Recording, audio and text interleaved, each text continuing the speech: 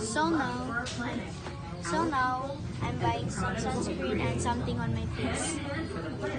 Caring and protecting our environment.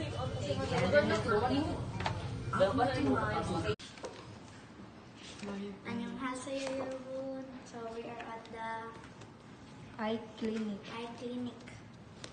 So, yahang case, ma'am, is gitawag na siyang myopia.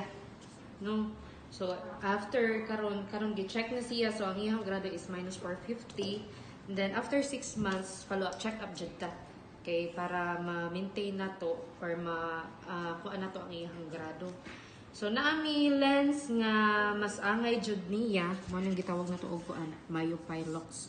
Kani siya pa-control ni siya nga dali musaka ang grado niya. So, mo ni siya mag-start sa 7.8 ang price.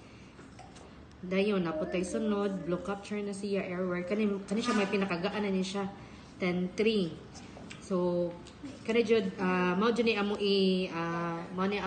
kaning suggest sa mga bata pareha niya pila ang edad niya is only 10, so mao na ang amo i-recommend para sa iha para makuan siya kanang dali mo saka ang iyang grado.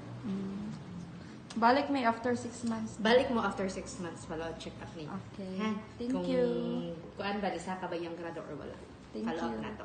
Sige ma.